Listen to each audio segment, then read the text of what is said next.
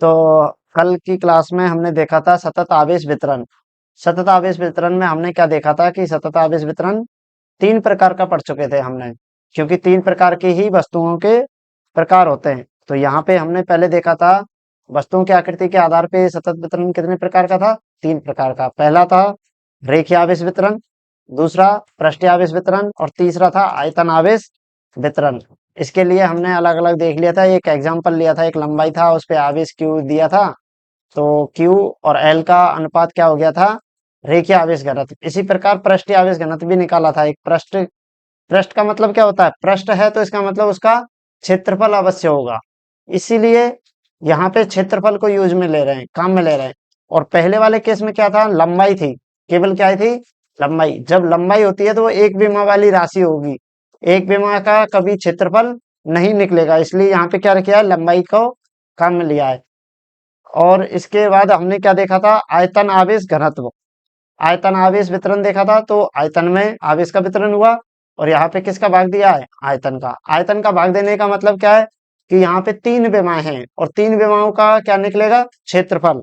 तो इसलिए हमने आयतन का भाग दिया। इसी हिसाब से इनका क्या हो गया? मात्रक बदल गई, कूलाम पर मीटर स्क्वायर मीटर क्यूब हो गया।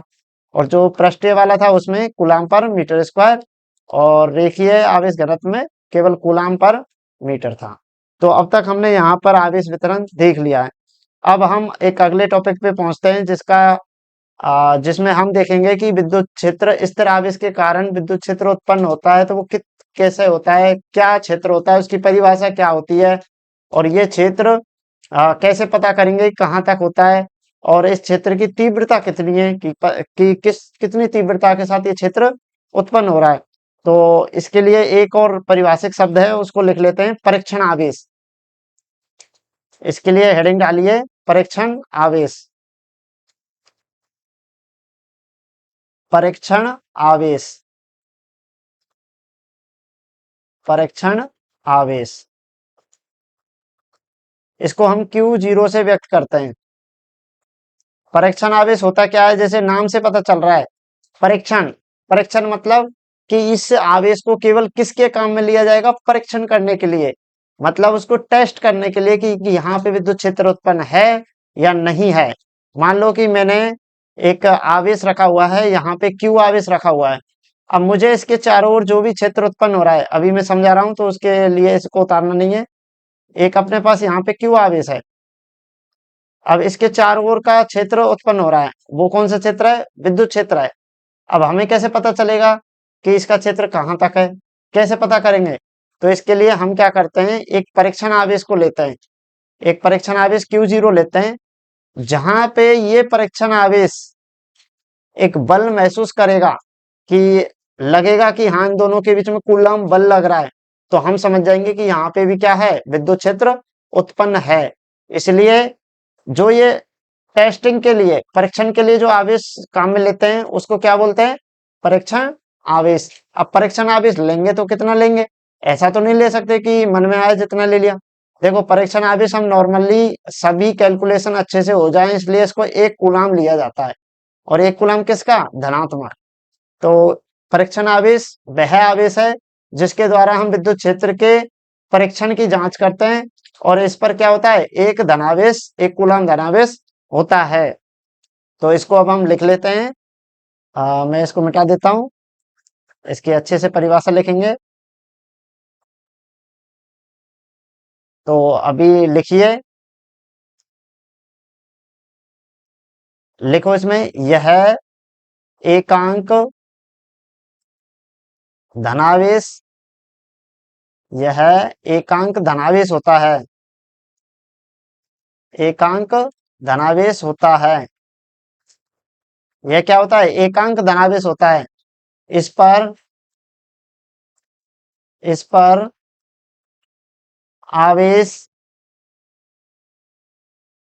प्लस एक कूलाम होता है, इस पर आवेश प्लस एक कूलाम होता है। अब यहाँ पे लिखो, इस आवेश को, इस आवेश को परीक्षण के लिए परीक्षण तो जानते हो ना, टेस्टिंग के लिए कि कहाँ पे विद्युत क्षेत्र है, कितना है, कैसे है, किस दिशा में है, एवं दिशा का भी पता चलता है। परीक्षण के लिए प्रयुक्त किया जाता है, प्रयुक्त किया जाता है। इस कारण इस कारण इसे परीक्षण आवेश कहते हैं।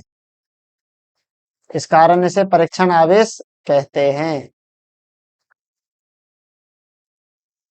तो अभी यहाँ पे समझे, ये क्या होता है, एकांक धनावेश होता है। एकांक धनावेश का मतलब प्लस का एक एकांक कूलाम का ये क्या है, एक धनावेश है। एक सेकंड, तो ये क्या है, एकांक धनावेश होता है। इस पर आवेश कितना होता है, +1 कूलाम होता है।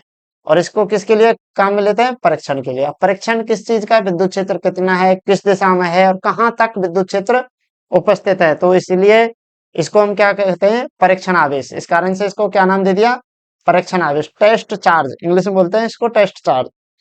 तो अब हम मेन हेडिंग पे जाते हैं, और जिसका नाम है विद्युत क्षेत्र, जिसका नाम है विद्युत क्षेत्र। विद्युत क्षेत्र, इलेक्ट्रिक फील्ड, इसका नाम है इलेक्ट्रिक फील्ड। तो यहाँ पे अब हम देखेंगे कि स्थिर आवेश के कारण जो क्षेत्र उत्पन्न होगा वो विद्युत क्षेत्र है, वो कैसे है, कहाँ तक होता है, कैसे पता चलता है। तो इसमें पहले लिखिए, इसमें लिखो, किसी किसी स्थिर आवेश, किसी स्थिर आवेश के चारों ओर का वह क्षेत्र, पहले परिभाषा लिख लो फिर उसको और अच्छे से समझाते हैं। वह क्षेत्र जिसमें किसी जिसमें किसी परीक्षण जिसमें किसी परीक्षण आवेश Q0 को लाने पर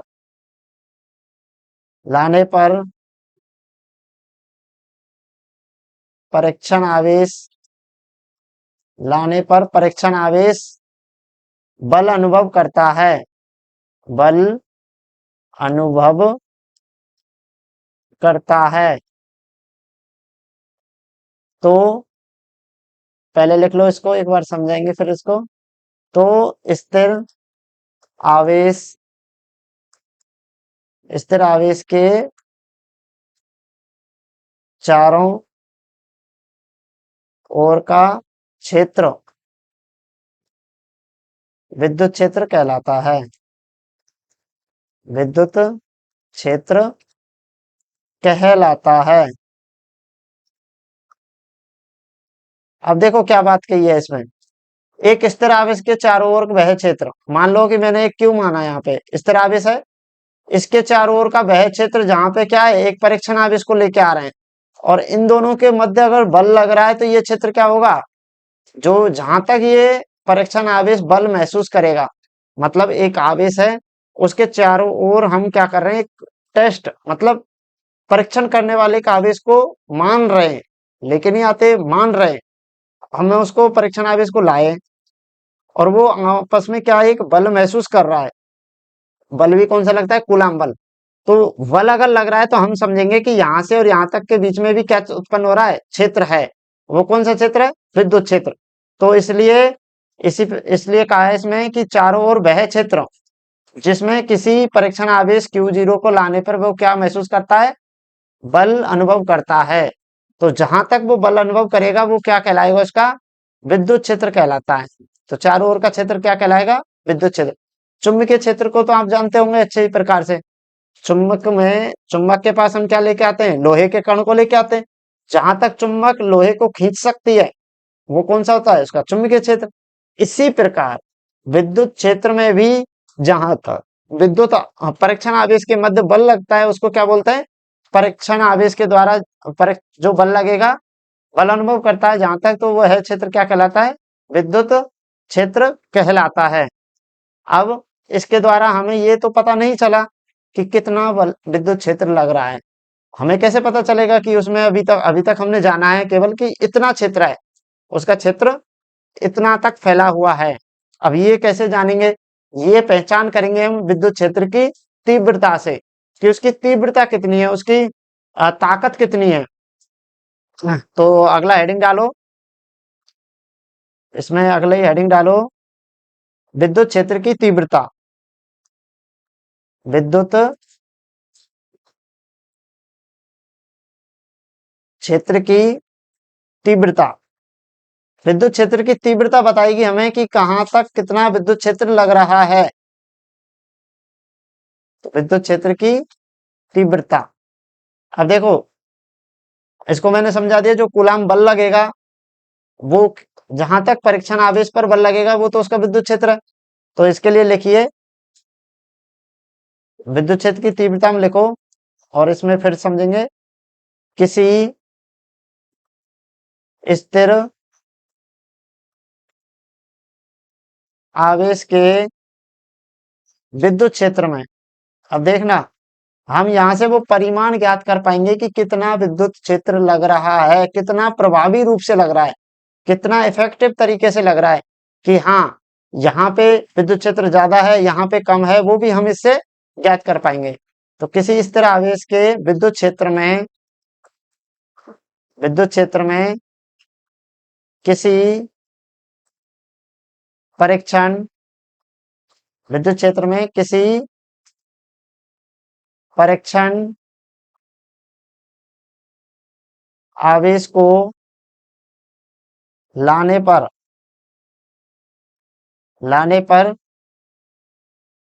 परीक्षण आवेश पर कौन सा बल लगता है? कूलाम बल लगता है। लाने पर कूलाम्बियन कूलाम्बियन बल लगता है। बल लगता है। हमने विद्युत क्षेत्र में बताया है जहां तक बल लगेगा वहां तक उसका क्या होगा? विद्युत क्षेत्र होगा। तो बल लगता है, अतः इस कूलाम्बियन बल तथा परीक्षण आवेश कूलाम्बियन बल तथा परीक्षण आवेश के अनुपात को विद्युत क्षेत्र की तीव्रता कहते हैं। विद्युत क्षेत्र की तीव्रता कहा जाता है कहा जाता है। अब यहां से समझ में आया कि, चलो एक बार पूरा ही लिख लेते हैं। विद्युत क्षेत्र की तीव्रता कहा जाता है, इसे कैपिटल ई से व्यक्त करते हैं। अब देखो विद्युत क्षेत्र है तो यह एक सदिश राशि होगी, ये भी लिख लेते हैं। यह एक सदिश राशि है। यह एक सदिश राशि है। अब देखते जाना, जहां पे सदिश है वहां पे दिशा जरूर होगी। यहाँ पे विद्युत क्षेत्र की दिशा है, सदिश राशि है। और अब सदिश राशि है तो मैंने क्या बोला? इसकी दिशा भी जरूर होगी। और इसकी दिशा इसकी दिशा परीक्षण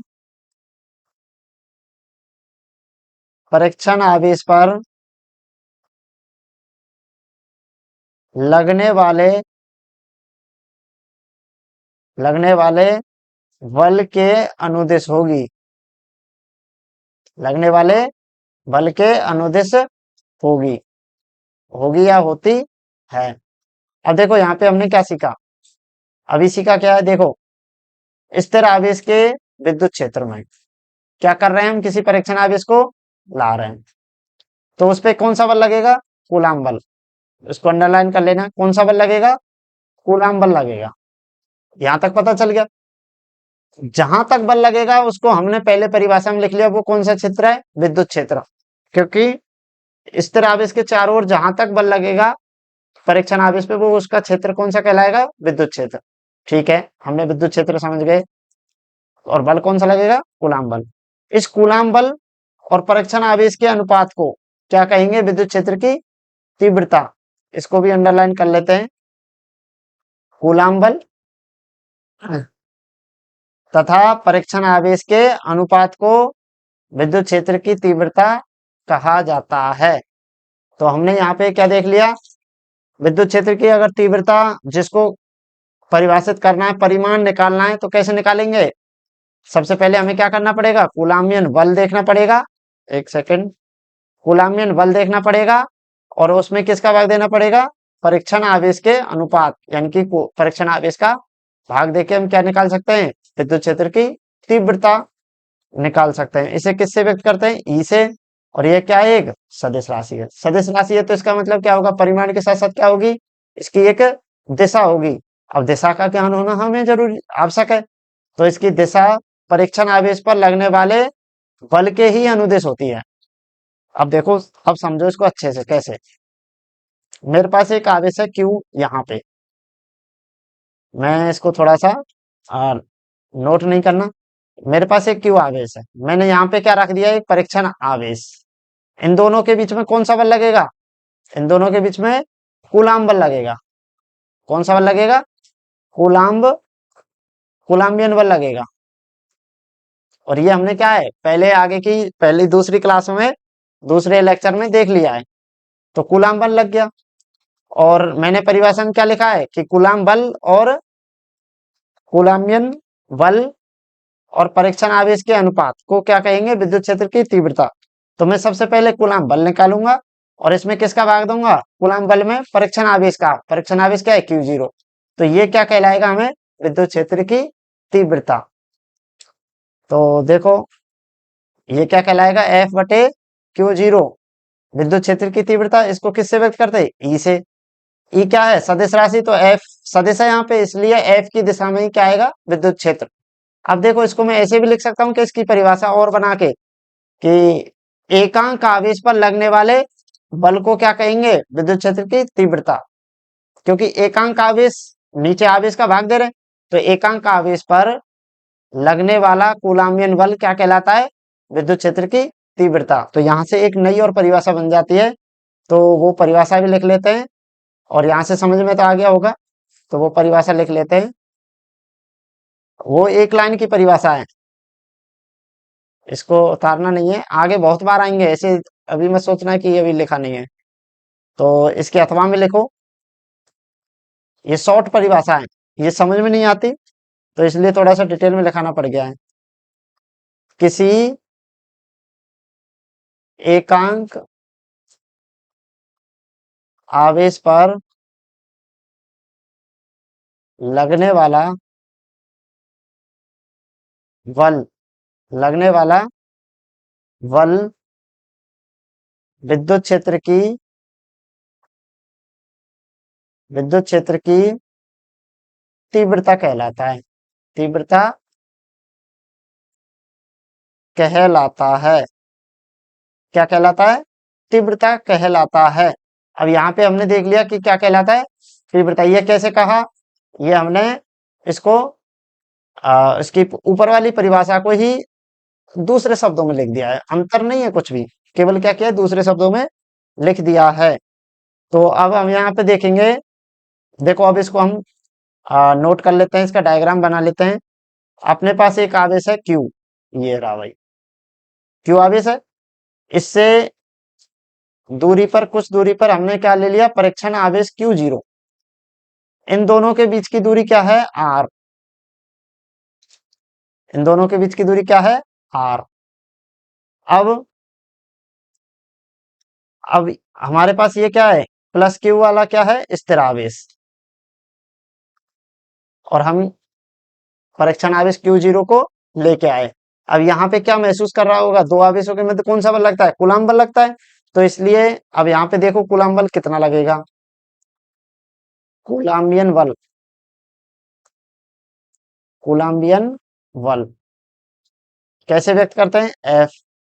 सबसे पहले तो परिमाण कैसे निकालते हैं, दोनों आवेशों का परिमाण, जो बल लगेगा उसको ऐसे ही तो लिखते हैं, क्यू पहला आवेश कैपिटल क्यू, के पहला आवेश क्यू, दूसरा आवेश क्या है यहाँ पे Q0 अपॉन में उनके बीच की दूरी का वर्ग। ये क्या था, कूलाम नियम था, तो यहाँ पे आ गया। अब इसकी बल की दिशा किधर होगी, और बल की दिशा के लिए मैंने एक वीडियो बनाया था, उसमें बताया था कि दोनों आवेश अगर प्लस प्लस है तो क्या होगा, प्रतिकर्षण, माइनस माइनस तो भी प्रतिकर्षण, पर दोनों विपरीत प्रकृति के आवेश हैं तो आकर्षण। तो यहाँ पे क्या है, ये भी प्लस और ये भी प्लस, तो अब क्या लगेगा, प्रतिकर्षण। तो ये परीक्षण आवेश, ये जो मूल आवेश है ये इसको किधर भेजेगा, प्रतिकर्षित करेगा, दूसरी तरफ भेजेगा। तो इधर दिशा में क्या आ जाएगा इसका बल, और मैं मान लेता हूं कि इधर दिशा में क्या है, इधर दिशा में इसको आर कैप मान लेता हूं। मैं अपनी दूरी के हिसाब से इसको, इस दिशा को क्या मान लेता हूँ, आर कैप। तो अपना बल किधर लग गया, आर कैप दिशा में। तो अब देखो, अब हम यहाँ से विद्युत क्षेत्र की तीव्रता निकाल सकते हैं, क्यों, हमने कूलाम बल निकाल लिया। विद्युत क्षेत्र की तीव्रता, तो विद्युत क्षेत्र की तीव्रता क्या हो जाएगा, विद्युत क्षेत्र की तीव्रता हो जाएगा कूलाम बल, कूलाम्बियन बल, वो क्या है, एफ बटे में आवेश, आवेश कितना होगा, क्यू, कौन सा, ध्यान रखना, परीक्षण आवेश, तो यहाँ पे होगा Q0, यहाँ पे Q0 होगा। तो अब इसको लिख लेते हैं, एफ का मान क्या है, K Q Q0 upon R square R cap, और इसमें किसका भाग लगेगा, Q0 का। इसमें इसको दे देते हैं समीकरण नंबर 1, ये क्या है, कूलाम बल, और यहाँ पे लिखते हैं समीकरण 1 से, हमने क्या किया, समीकरण 1 से किसका मान रखा है, कूलाम बल का। तो अब इसको हल करो, ये हल करना आपको आना चाहिए। कुछ बच्चे क्या करते हैं, इसको भिन्न के बटे में भिन्न आ जाए तो उसको हल करने में थोड़ा सा डिफिकल्ट महसूस करते हैं। जब भिन्न के बटे में भिन्न आ जाए तो उसको गुणा में बदल के एक बटे के नीचे लिख लिया करो। तो देखो कैसे, के कैपिटल क्यू, पहले तो ये सारी राशि यहाँ लिख लेते हैं, और इसको क्या करेंगे, एक बटे करके ऐसे यूं लिख लेंगे।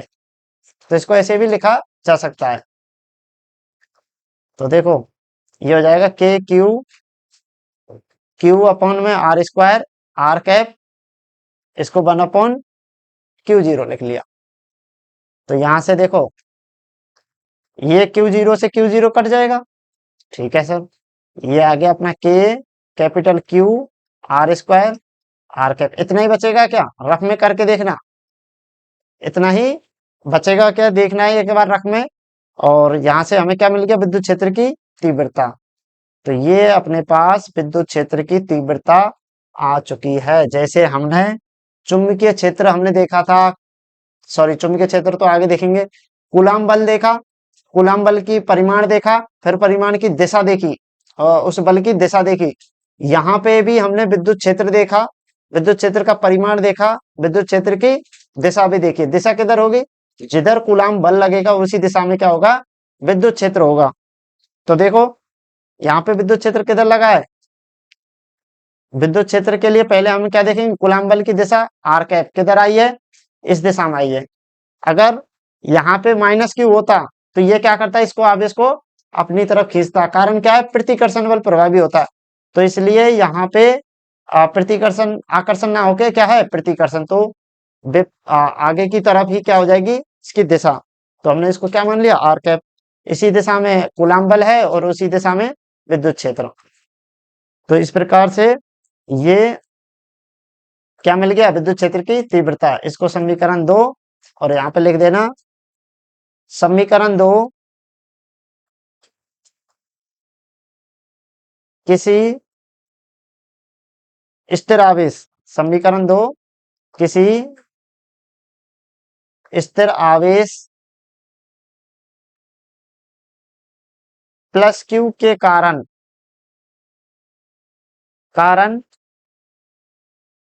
आर दूरी पर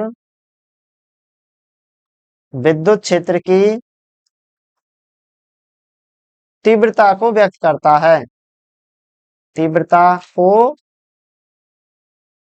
व्यक्त करता है। कितनी दूरी पे? तीव्रता को कितनी दूरी पे व्यक्त कर रहा है? ये आर दूरी पे व्यक्त कर रहा है। देखो इसमें फॉर्मूले में क्या आ रहा है? आर। तो आर दूरी पे व्यक्त कर रहा है। हमने दूरी क्या मानी थी? स्मॉल आर मानी थी। अगर मैं इस दूरी को बढ़ाता जाऊंगा तो देखना क्या होगा, दूरी बढ़ेगी, जैसे जैसे दूरी बढ़ेगी तो ये क्षेत्र क्या होगा, दूरी बढ़ने पे नीचे भाग लगने वाली राशि ज्यादा होती जाएगी तो ई का मान कम हो जाएगा। तो एक समय ऐसे आ जाएगा कि दूरी बढ़ने पे ये विद्युत क्षेत्र खत्म हो जाएगा, तो विद्युत क्षेत्र नहीं लगेगा। इसलिए विद्युत क्षेत्र क्या है? विद्युत क्षेत्र ई किसके समानुपाती है? 1/r² के समानुपाती है। तो यहाँ पे लिख लेना, यहाँ ई समानुपाती किसके? 1/r² के हैं। ये सदैव ऐसा नहीं होता कि 1/r² के, ये कंडीशन पे निर्भर करेगा। पर यहाँ पे स्थिर आवेश के कारण किसी बाह्य बिंदु पे देखा जाए तो क्या आ रहा है? ई 1/r² आ रहा है। ये r² के व्युत्क्रमानुपाती है। अब हमारे पास आता है, हमने विद्युत क्षेत्र देख लिया। अब हमें देखना है विद्युत क्षेत्र की मात्रा, बीमा, और इसकी मात्रक और बीमा देखना है। तो अब अगले अगले हेडिंग डालिए, विद्युत क्षेत्र की मात्रा और तीव्रता का मात्रक और बीमा है। विद्युत क्षेत्र की, देखो ये टॉपिक बहुत ज्यादा होते जाएंगे धीरे धीरे, इसलिए इसको रिवीजन करते रहना है। तीव्रता का मात्रक तथा मात्रक एवं बीमा है। और मैं यही कहूंगा कि जितना हो सके रफ में पुराना एक बार पढ़ लिया करो। नई क्लास शुरुआत करने से पहले मेरी भी कोशिश रहती है कि मैं आपको एक बार पुराना जो भी पढ़ाया है उसको रिवाइज कर दूं हल्का हल्का सा, और इससे पहले खुद से भी तुम एक बार देख लिया करो, जिससे कि हमारा नया जो भी आज पढ़ेंगे वो समझ में आ जाए। वरना एक दिन ऐसा आ जाएगा कि एक टाइम ऐसा आएगा कि हमें पुराना याद नहीं रहेगा और नया भी याद नहीं रहेगा। तो भूलना नहीं है, इसको थोड़ा सा समझते चलना है। तो अब हम देख लेते हैं इसका मात्रक और बीमा है। तो हेडिंग डाल ली है। अब इसमें देखो, मैंने बताया था मात्रक निकालने के लिए हमें कोई भी फॉर्मूला, कैसा भी फॉर्मूला हो उसको बस लिख लेना है जो अपने पास याद है। अब हमारे पास देखो, हमने विद्युत क्षेत्र की किसका मात्रक निकाल रहे हैं? विद्युत क्षेत्र की तीव्रता का।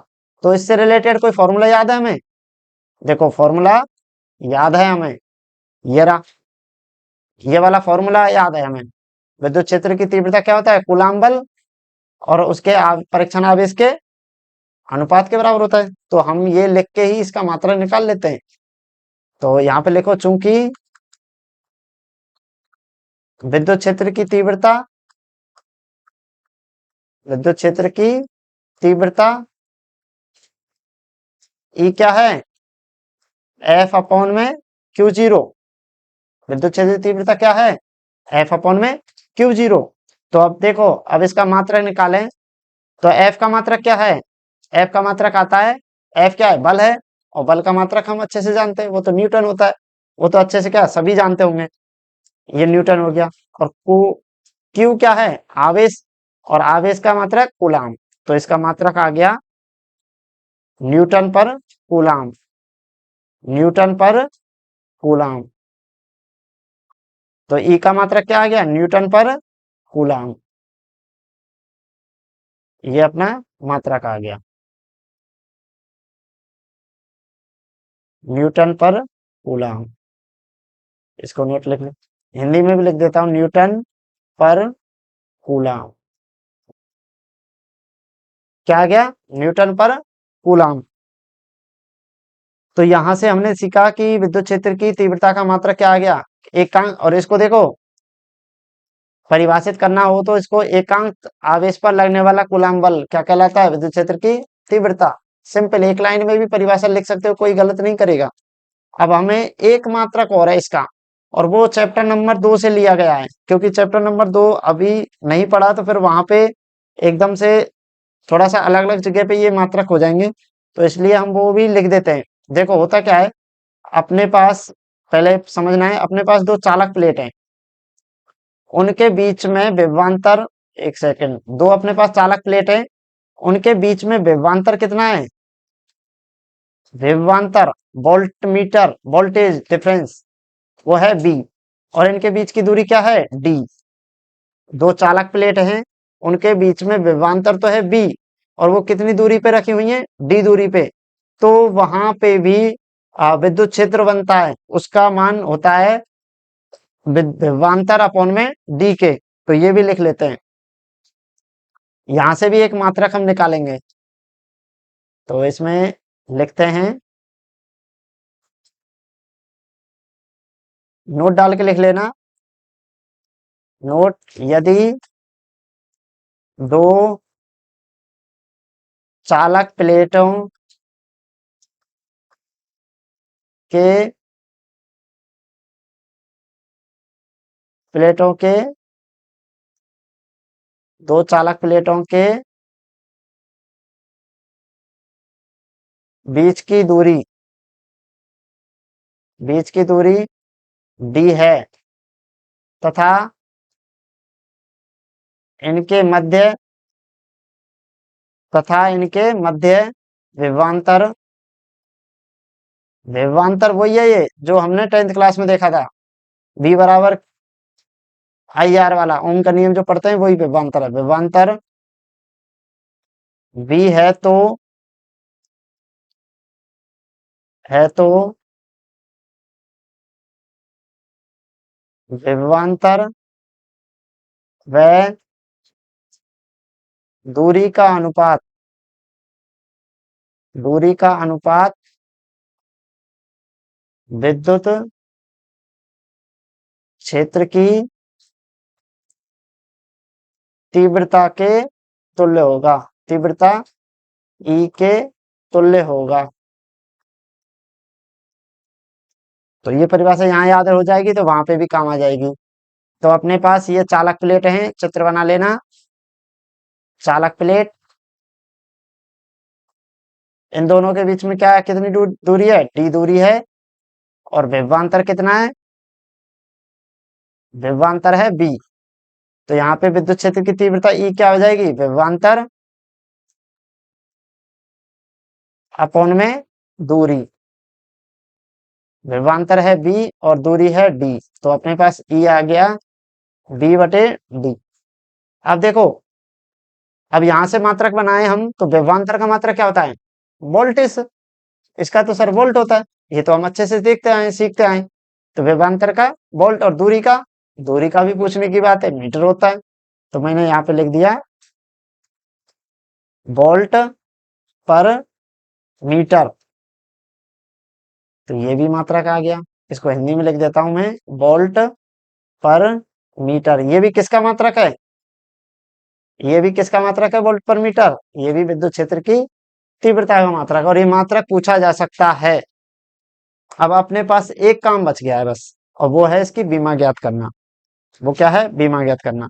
और बीमा ज्ञात करने के लिए हम वो फॉर्मूला यूज करते हैं जो आसानी से हम जानते हो। देखो यहाँ पे वोल्टेज का भी नहीं जानते, तो हम किसका जानते हैं, विद्युत क्षेत्र के लिए ये जो निकाला है एफ बटे क्यू से, एफ की बीमा जानते हैं, क्यू की बीमा जानते हैं, क्योंकि क्यू की बीमा हमने विद्युतशीलता और उसमें निकाला है कूलम्ब बल नियतांक में। तो यहाँ पे हम क्या लगते हैं, अब इसकी बीमा वाला भी काम कर लेते हैं। तो इसमें लिखिए ई की बीमाएं, ई क्या है, विद्युत क्षेत्र की तीव्रता। अब हमें एक फॉर्मूला लिखना पड़ेगा, चूंकि ई क्या होता है, एफ बटे क्यू होता है, और ये हमने लिख लिया पहले, एफ बटे क्यू जीरो। क्यू जीरो लिखो या फिर क्यू लिख देना, कोई, क्योंकि मात्रक पे कोई प्रभाव नहीं पड़ता है।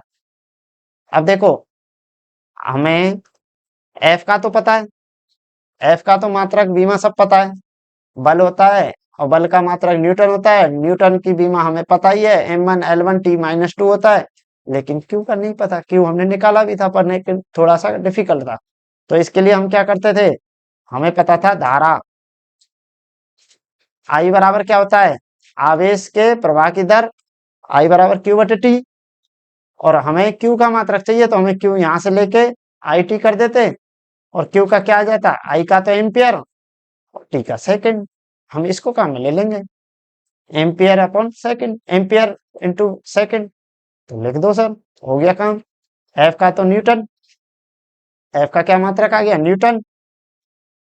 और कूलाम का एम्पियर इंटू सेकेंड। हम न्यूटन को क्या लिख सकते हैं, m1 L1 T-2। 11th class में पढ़ा है। अगर ये नहीं आता हो तो एफ बराबर एम ए रख के भी इसके मात्रक वो भी मान निकाल लेना। ये हो गया। एम्पियर को ए से ही लिखना है, और टी को क्या, सेकंड को क्या लिख दें, T1। अब इसको हल कर देते हैं, हो गया काम। m1 L1 T, एक एक क्या है, T1 नीचे है तो ये ऊपर जाके माइनस का हो जाएगा, तो कितना बच जाएगा, ऊपर हो जाएगा माइनस का 3। तो T-3 और A का -1। तो ये क्या आ गई इसकी बेमा, ये क्या आ गई इसकी बेमा। तो इसको हम बॉक्स में बंद कर लेते हैं। और याद नहीं रखना, ये याद रखोगे तो कहीं ना कहीं मिस्टेक कर दोगे। इसलिए इसको कैसे निकाला जाता है वो याद रखना है, तरीका याद रखना है, गलती मत कर देना। इनको करने में बहुत बहुत बार गलती कर देते हैं। तो यहाँ पे इसकी बीमा कितनी आ गई, m1 L1 T-3 और A-1। तो आज हमने क्या देखा, आज हमने सबसे पहले तो ये देखा था कि हमने पहले परीक्षण आवेश को परिभाषित किया था। परीक्षण आवेश वह आवेश होता है जो परीक्षण के लिए काम में लिया जाता है, एकांक धन आवेश होता है, इस पर +1 कूलाम होता है। अब इसके बाद देखा था विद्युत क्षेत्र की परिभाषा। विद्युत क्षेत्र की परिभाषा क्या है, वो वह क्षेत्र जहाँ पे परीक्षण आवेश को लाएं और वो बल महसूस करे, तो वो कौन सा क्षेत्र कहलाएगा, वो क्षेत्र क्या कहलाएगा, विद्युत क्षेत्र कहलाएगा। इसके बाद हमने देखा विद्युत क्षेत्र की तीव्रता। हमें पता कैसे चलेगा कि विद्युत क्षेत्र कितना प्रभावी है, कितना स्ट्रॉन्ग है। तो उसके लिए क्या करना है, उसके परीक्षण आवेश लाना है, उसके मध्य कूलाम बल लगेगा, और परीक्षण आवेश का अनुपात क्या कहलाएगा, विद्युत क्षेत्र की तीव्रता।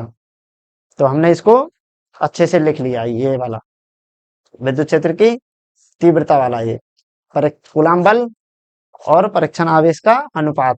तो यहाँ से हमने इसको निकाल लिया। इसकी दिशा भी बता दी, दिशा किधर होती है, जिधर बल लगता है। और ये दूरी के व्युत्क्रमानुपाती भी आया, वर्ग के व्युत्क्रमानुपाती। फिर हमने इसकी क्या देखी, मात्रक और विमा। एक तो ये मात्रक है, हमेशा याद रखना, ये स्टार लगा लेना इस पे। और एक ये भी मात्रक है, एक तो होता है न्यूटन पर कूलाम और एक वोल्ट पर मीटर। ये दोनों मात्रक विशेषतः बहुत जगह काम में आएंगे, तो इसलिए याद रखना। बीमा याद रखने की कोई जरूरत नहीं है, बस हमें कैसे निकालते हैं वो समझ में आना चाहिए। तो आगे हम इन टॉपिक्स को प्रैक्टिस करते रहना है रफ में, वरना बहुत दिक्कत हो जाएगी। बहुत छोटे छोटे टॉपिक मिलकर के एक बहुत बड़ा रूप लेने वाले हैं। आगे के टॉपिक इतने कठिन आने वाले हैं कि ज्यादा कठिन नहीं आएंगे, क्योंकि हम पढ़ाई इतना इजी रहे। और कल से क्लास रेगुलर टाइम पे आएंगी। तो अभी रफ में प्रैक्टिस करिए, मिलते हैं कल की क्लास में।